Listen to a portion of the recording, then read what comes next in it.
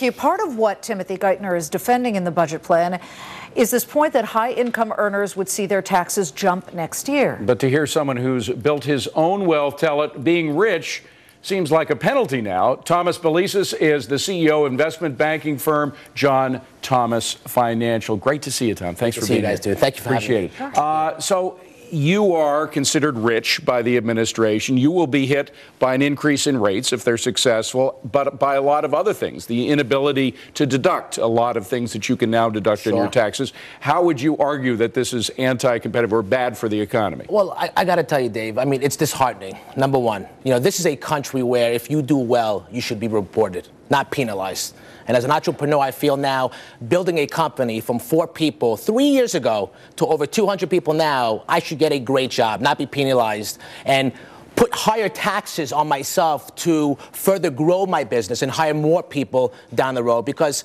that's what it's all about these days, job creation. How are people going to feel comfortable creating jobs if they're afraid they're going to get taxed up the wazoo? It's just not going to happen. Thomas, some people would say that the atmosphere that this country provides, and believe me, nobody likes taxes, and we personally don't like the way Congress spends much of our money, but some would say that paying taxes provides you the atmosphere, the very atmosphere in which you will be able to take 3 people and create a business here.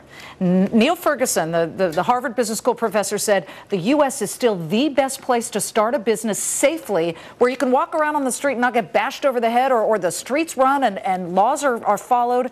Don't you think, and don't you understand why you at the top level should be the ones to take a hit right now? Well, Liz, let me tell you how I feel. As an entrepreneur, I'm all for paying taxes. That's the American way. But you don't want to overtax people who are responsible for creating a tremendous amount of jobs. I mean, what entrepreneur out there is going to feel confident and comfortable risking their own capital under these conditions now to hire more people? They're basically going to say, listen, why am I going to take my money, give it to the government, have the government misallocate the assets, and risk more of my capital to hire people? It's just not going to happen. We had Jared Bernstein on yesterday. He's an economic advisor for the vice president. We asked him, we said a lot of companies are unincorporated. They take their income, their company profits, and put it on their own personal statement. That means when the rates go up on so-called wealthy people, it goes up on small businesses. Is that going to affect you? Well, it's going to affect everyone, because I'll tell you why. Small businesses start out as small businesses to grow as big businesses, big corporations. But if we don't have a friendly government that's going to give us the opportunity to be accommodative on taxes, a lot of people now are going to veer away from the #1 issue right now this country has, and that's job creation. I mean, it's all about who spends the money the better way. Am I correct, Dave, Liz? Right? Let's think about that for a second.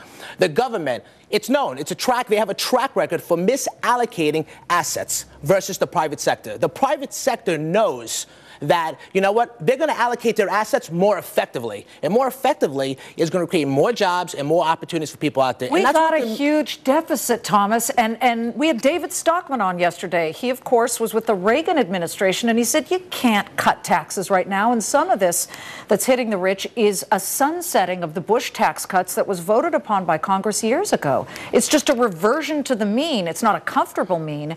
But at some point, don't we have to draw down and bring down this deficit? Listen, I agree. We have a big deficit out there. But bottom line is as follows: higher taxes and higher spending is followed by slower growth. And right now, to tax people more that are risking in these conditions to hire more people and create more corporations is not the answer. And that's how I feel. Tom Belesis, great to see you, man. Thanks very much. That's a New Yorker. Well, that's how I feel. You're a salesman of the free market, which I love. Absolutely. All right. Well, you were talking about David Stockman. Guess who's on Neil's show today? David Stockman. There you go. And, listen, this guy said some amazing things, and you got to hear what he has to say tonight at 6 p.m. Eastern. He is, of course, the former Reagan budget director. He will be Neil's guest. He says the deficit hole is now so big that everybody should pay a lot more to Uncle Sam. Of course, remember, Reagan took him to the woodshed after he said the taxes shouldn't be cut that much, so he eventually began to speak differently about it. But he's back now to his version of tax rates should be higher. He also said yesterday, listen, call it what it is and just be honest about it. Say everybody's got to pay more in taxes. It's not going to feel good. Yeah, he was never a true believer in supply side. All right, well, here is a look at what's still ahead today on Bulls and Bears. Forget Toyota, the friendly skies.